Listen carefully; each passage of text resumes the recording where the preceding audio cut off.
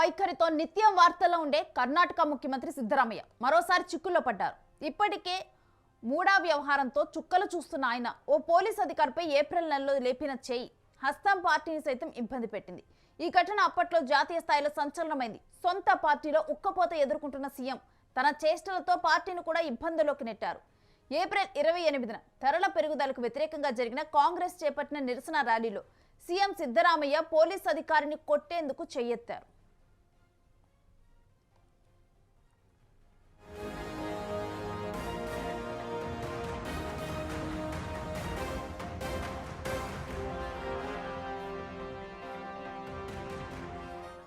ASP Narayan భరామన్ కొట్టేందుకు చేయలేపటం, అది live లో అందరి ముందు జరగటంతో హల్చల్ అయింది ఆ న్యూస్.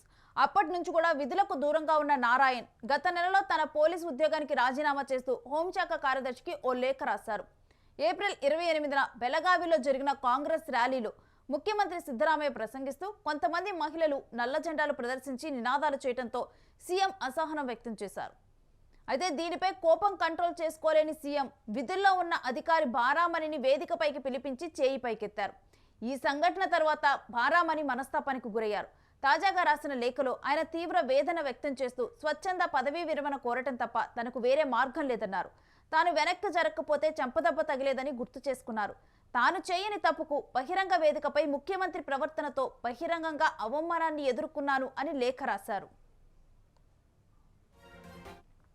ನನ್ನ ಭಾವನೆಗಳನ್ನು ನನ್ನ ಮೇಲಾಧಿಕಾರಿಗಳಿಗೆ ತಿಳಿಸಿದ್ದೀನಿ. ಈ ಕುರಿತು ನನ್ನ ಮೇಲಾಧಿಕಾರಿಗಳು ಮತ್ತು ಸನ್ಮಾನ್ಯ ಮುಖ್ಯಮಂತ್ರಿಗಳು ಮತ್ತು ಸನ್ಮಾನ್ಯ ಗೃಹ ಸಚಿವರು ಕೂಡ ನಮ್ಮ ಜೊತೆಗೆ ಮಾತಾಡಿದರು. ಈಗ ನಾನು ದೈನಂದಿನ ಕೆಲಸಕ್ಕೆ ಹಾಜರಾಗ್ತಾ ಇದ್ದೀನಿ. ಅಲ್ಲ ಸರ್, ಏನಾದರೂ ಈಗ ಎಕ್ಸೆಪ್ಟ್ ಮಾಡ್ತಾರಲ್ಲ ಸರ್? ಏನಾಯ್ತು ಸರ್?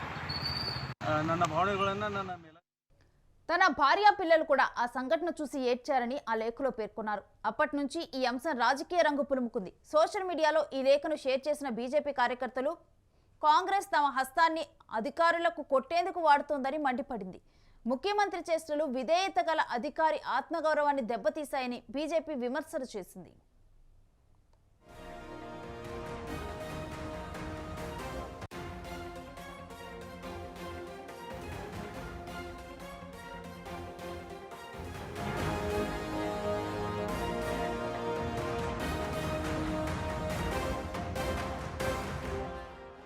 ఈ వివాదానికి కాంగ్రెస్ ముగింపు పలికింది. ముఖ్యమంత్రి, హోంమంత్రి పరమేశ్వర ఉన్నతాధికారులతో చర్చలు జరిపిన తరువాత అదనపు పోలీసు సూపరింటెండెంట్ నారాయణ భరామణి బుధవారం విధులకు హాజరయ్యారు. తన అభిప్రాయాల్ని ఉన్నతాధికారులకు చెప్పానని, తనతో మాట్లాడారన్నారు. ముఖ్యమంత్రి, హోంమంత్రి పరమేశ్వర కూడా మాట్లాడారని, దీనితో తాను విధులకు హాజరు కావాలని నిర్ణయించుకున్నట్లుగా అన్నారు. సో గతంలో వైరల్ అయిన ఈ క్లిప్పు ఇప్పుడైతే ప్రజెంట్ ఏఎస్పీ నారాయణ భరమణి తన ఉద్యోగానికి రాజీనామా చేస్తూ కూడా లేఖ రాయటం, ఆ లేఖను ప్రతిపక్షాలు కూడా రాజకీయ రంగు పులుముతూ కూడా ఆ లేఖను షేర్ చేస్తూ కూడా దానికి బీజేపీ కూడా విమర్శలు గుప్పిస్తూ కాంగ్రెస్ తన చేతిని పోలీసుల అధికారులను కొట్టడానికి ఉపయోగిస్తుంది అంటూ కూడా ఈవెన్ రాజకీయ రంగు పులుముకుంది ఆ అంశం. ఆ తరువాత ఇక ఆ లేఖలో కూడా తన ఇంట్లో వాళ్ళు కూడా బాధపడ్డారు, ఏడ్చారు అంటూ కూడా, తన భార్య పిల్లలు ఏడ్చారు అంటూ కూడా, ఆ రోజు కనుక నేను వెనక్కి జరిగి ఉండకపోతే ఆ చెయ్యి నన్ను తాకేది, నాకు చెంపదెబ్బ తగిలేది అని చెప్పి కూడా ఏఎస్సీ పేర్కొనటము, నారాయణ్ భరమణి పేర్కొనటం సంచలనంగా మారింది. ఆ తర్వాత తనకు రాజీనామా చేయటం తప్ప ఏమీ చేసేది లేదని చెప్పడం జరిగింది. ఇక ఇప్పుడు ఈ వివాదానికి ఎట్టకేలకు కూడా ఒక ఎండ్ కార్డు పడింది.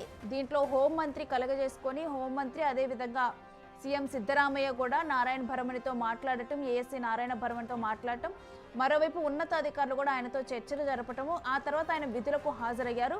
సో ఎట్టకేలకైతే పోలీసుల్ని శాంతింపజేశారు. ఈ అంశం మాత్రం ఫస్ట్ వైరల్గా మారింది.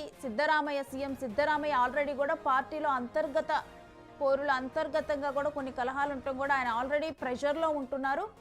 ఇక ఈ నేపథ్యంలో పోలీసు మీద కూడా ఈ విధంగా చేయి చేసుకోవటం, ఆ తర్వాత అది చేయి చేసుకోవడానికి చేయి లేపటం, ఆ తర్వాత అది వైరల్గా అయిపోయి సీఎం సిద్ధరామయ్యను కూడా ప్రతిపక్షాలు కూడా ఏకిపారేయటం జరిగింది. ఇది రాజకీయ రంగు పులుముకుంది. ఇక కాంగ్రెస్ మీద కూడా విమర్శలు గుప్పించారు ఈ ఘటన తర్వాత.